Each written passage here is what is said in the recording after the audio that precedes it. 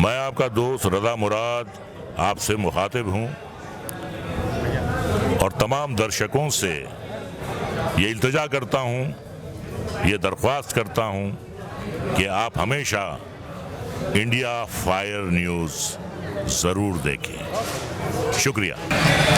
नमस्कार, मैं June Massey from India Fire news.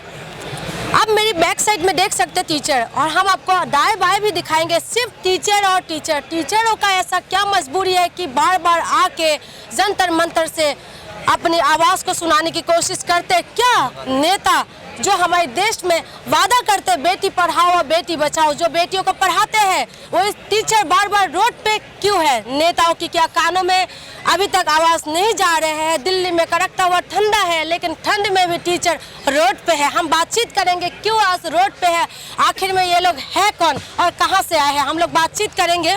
Sir, हम आपका नाम जानना चाहेंगे। जी, मोनू पंडित, राष्ट्रीय उपाध्यक्ष, अखिल भारतीय साक्षरता प्रयास संघ। सर, आज कड़कता हुआ ठंड है, लेडीज है, जेंट्स है, हम देखा है कि सारे टीचर है, क्यों आज आप लोग यहाँ पर आए हैं? मैडम, हम इस साक्षर भारत मिशन में 7 वर्ष पहले हमको प्रत्येक ग्राम पंचायत में चयनित किया गया था। एक ग्राम पंचायत में 2 लोगों को लगाया था, एक लेडीज एक जेंट्स के लिए। इसके लिए साक्षर भारत मिशन के लिए केंद्र सरकार ने इसको लागू किया था, जो कि 2000 रुपये प्रति माह पे हम लोगों को होनोरियम यानी मानदेय मिलता था। आज स्थिति ये है कि हम लोगों को 7 साल काम करते हुए हो गए और 35 से 40 माह का हमारा मानदेय केंद्र सरकार के ऊपर बकाया है। 31 मार्च 2018 को हमारे लिए केंद्र सरकार ने एक लेटर इशू किया, जिसमें बोल रखा है कि 31 मार्च 2018 के बाद आपकी संविदा समाप्त कर दी गई है। 7 साल हम लोगों के साथ एक कहने का मतलब हमारे साथ घोर अन्याय करने के बाद, हमारा 7 वर्ष जो बहुत ही अमूल्य था, उनको बर्बाद करने के बाद हमको इस योजना से बाहर कर दिया गया। आज हम इस जंतर मंतर पे आपके चैनल के माध्यम से ये कहना चाहते हैं कि हमारा पिछला रुका हुआ 35 से 40 महीने का मानदेय एक मुश्त हमको दिलवाया जाए। दूसरा, आगामी जो भी नई गाइडलाइन जारी हो, अतिशीघ्र कर हमको इस बेरोजगारी से छुटकारा दिलाया जाए और हमको रोजगार दिया जाए। सर, आप कहाँ से हैं? सर, हम उत्तर प्रदेश से हैं। यूपी से है। यूपी से योगी जी का राज है। कहते तो है बीजेपी सरकार की रोजगार देने का वादा करते हैं, लेकिन सारे टीचर बेरोजगार जरूर कर दिया। क्या कहना चाहते हैं सर? जी, इसको देखते हुए योगी जी क्यों नहीं, मैं तो पूरी केंद्र सरकार को ही दोष दूंगा। 3 अप्रैल 2016 को माननीय राजनाथ सिंह, पूर्व राष्ट्रीय अध्यक्ष बीजेपी, वर्तमान में होम मिनिस्टर भारत सरकार, 3 अप्रैल 2016 को लखनऊ में हमारे यहाँ रैली करके ये कहा गया था कि 17.5 लाख संविदा कर्मचारी को मैं परमानेंट कराऊंगा। कृपया आप लोग मेरी सरकार यूपी में बना दीजिए, क्योंकि केंद्र में मेरी सरकार है। यूपी में बन जाएगी तो 17.5 लाख कर्मचारियों को संविदा से हटाकर नियमित कर दूंगा, उनका वेतनमान का लागू कर दूंगा। आज स्थिति यह है, 2 वर्ष बीत जाने के बाद उनको ना किसी संविदा कर्मचारी की याद आ रही है, ना ही साक्षरता प्रेरकों की याद आ रही है।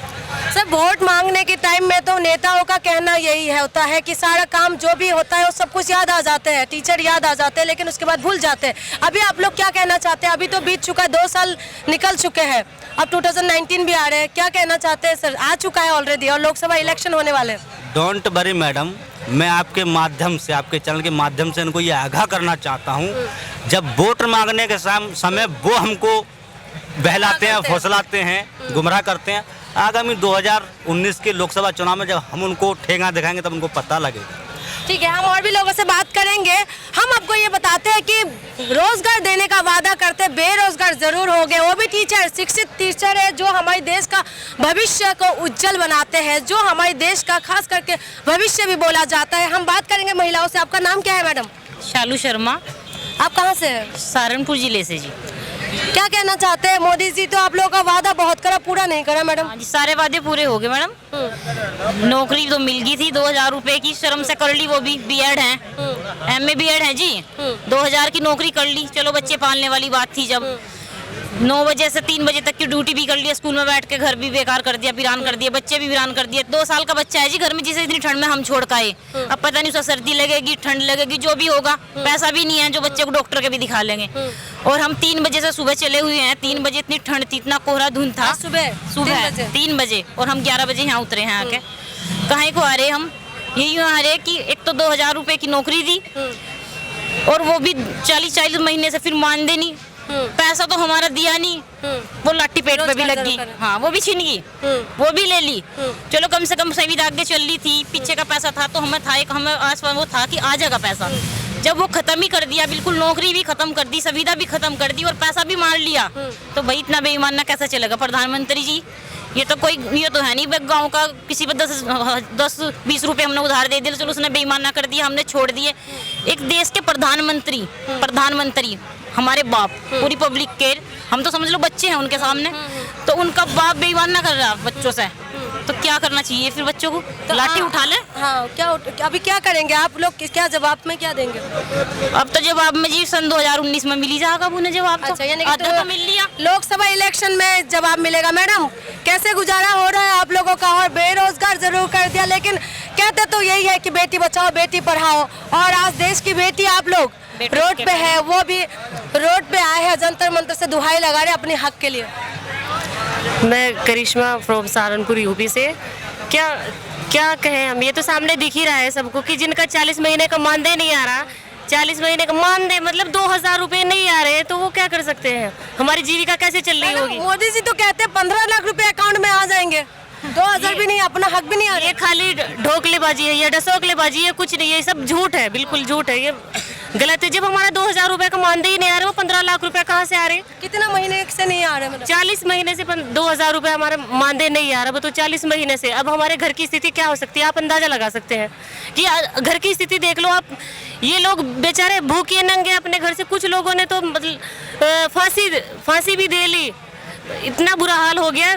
भूख की वजह से ये इतने लोग इकट्ठा हुए हैं, ये बेरोजगारी, तो ये बड़े दुख की बात है।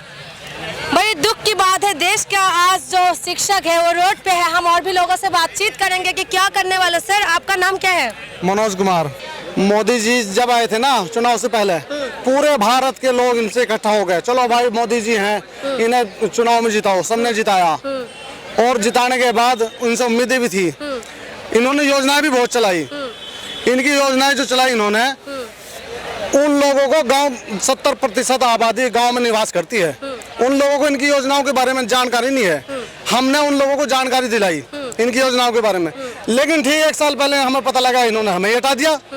बताओ हम किस मुंह से इनकी योजनाओं के बारे में प्रचार करें? आप लोग ही प्रचार कर रहे हैं, आप लोग क्यों हटा दिया? हमें हटा दिया। हमने इनकी योजनाओं का प्रचार किया, मोदी जी का प्रचार किया। यह राम राम गाते हैं, राम का नाम लेकर इन्होंने पूरे भारत को बरगला दिया, पूरे भारत की जनता का बेड़ा गर्क कर दिया, पूरे देश का नाश कर दिया इन लोगों ने।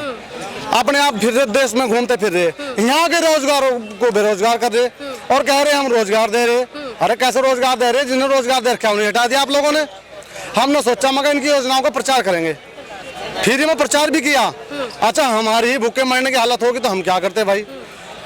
आज इनके सबसे मेन हारने का जो कारण है, 3 राज्यों में जो हारे, इन्हें शायद जानकारी नहीं है। पूरे गांव के जिस गांव में प्रेरक थे, उन लोगों ने घूम घूम कर इन लोगों के बारे में इनका प्रचार किया कि ये इसी लायक नहीं है, इसलिए वहां से हारे। अब केंद्र में भी हारेंगे। मेन कारण यही है, हमारे साथ पूरे गांव के लोग जुड़े हुए हैं। हम इन्हें बता देना चाहते हैं, हर प्रेरक के साथ पूरे गांव का लोग जुड़ा हुआ है। सर, यहाँ पर जितना भी हमने लोग देखा ये सब टीचर ही है। हाँ जी। या परिवार में से भी है? शिक्षा प्रेरक हैं, हम शिक्षा प्रेरक हैं और बीएलओ पद पर काम किया है, काम कर रहे हैं हम लोग सभी, मतलब। और 44 महीने से 40 महीने से हमारा मानदेय नहीं दिया गया, और नौकरी भी थी वो भी हमारी समाप्त कर दी गई। मोदी जी कहते थे हम रोजगार देंगे सभी को, मैं पीएम बनूंगा तो मैं रोजगार दूंगा, लेकिन उनके आते आते प्रेरक बेरोजगार हो गया, भूखा मरने के कगार पर पहुंच चुका है प्रेरक। अभी सभी देश किस तरफ जा रहे हैं सर? एक तरफ किसी देश तो विकास के तरफ जा रहा है, लेकिन शिक्षा प्रेरक विनाश के तरफ जा रहा है। कौन सा विकास दिखाई दे रहा है सर? आप लोग तो बेरोजगार हो गए। हम लोग बेरोजगार हो गए, लेकिन देश तो माने सैनिक के प्रति वो जागरूक है, लेकिन जनता के प्रति जागरूक नहीं है। अच्छा। जनता भूखे मर रहा है। एक तरफ शिक्षा मित्र को 28,000 35,000 वेतन दिया जा रहा है, उसी जगह शिक्षा प्रेरक को भी 8 घंटा ड्यूटी के एवज में 2,000 रुपया दे करके शोषण कर रहा है वो मोदी जी। सैनिक तो सारी देशवासियों का जान है सर, उनके लिए करते हैं। शायद मुझे नहीं लगता कि आप लोगों का की तरफ से भी कोई आपत्तिजनक कोई बात होगा।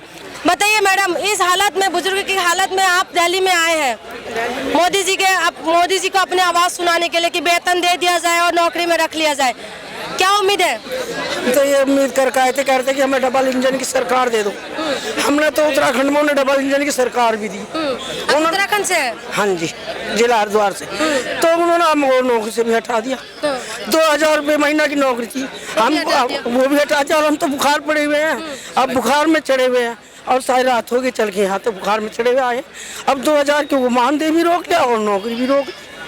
तब क्या करेंगे मैडम? हम यही करेंगे कि हम भाजपा सरकार को बिल्कुल वोट देने के लिए मना करेंगे, सबको घर घर जाकर मना करेंगे, क्योंकि हम लोग गांव से सब आदमी से जुड़े हुए हैं। शिक्षक हैं, शिक्षक खास कर हमारे देश की उम्मीदों का किरण है, आप लोग भविष्य है हमारे। आप लोग लोगों को जाके बताएंगे कि वोट ना दे? हाँ बिल्कुल कहेंगे, क्यों ना दे, क्योंकि हम लोग तो उनसे जुड़े हुए हैं। हम उन सबको प्रेरित करते हैं, प्रेरित करने का काम करते हैं, पढ़ाने का काम करते हैं। तो उनसे हम कहेंगे नहीं कि हम लोगों को हटा दे, तुम लोगों को क्या देंगे वो। जब हम लोगों का मानदेय भी रख लिया, हमारी नौकरी भी हटा दी, तो आप लोगों को क्या देंगे वो। तो वो लोग हमारे साथ नहीं रहेंगे, हमारे साथ रहेंगे। ठीक है, हम और भी लोगों से जानेंगे। बताइए आप लोग भी, मुझे लग रहा है बहुत ठंड लग रहा है, लेकिन हम चाहेंगे कि आप बताएं कि कहाँ से है मैडम? हम डिस्ट्रिक्ट बुलंदशहर से। बुलंदशहर यूपी से है। योगी राज है वहाँ पर, योगी जी वादा बहुत करते हैं, हमने बहुत सुना है। बताइए मैडम, क्या पूरा हुआ वादा? हमारा वादा पूरा नहीं हुआ। हमने 84 दिन बुलंदशहर में धरना दिया, 8 दिन की हमने भूख हड़ताल भी की। हमारे 4 साथी बैठे, उनकी बहुत ज़्यादा हालत खराब हो गई थी। हमने उन्हें अस्पताल में ही भर्ती करवाया, पर कोई भी बीजेपी का या मोदी का कोई भी चेला हमारे पास नहीं आया। और वोट लेते टाइम तो बस पूछो ही मत, पैरों में पड़ते हैं सीधे में, हमें वोट चाहिए, हमें वोट चाहिए।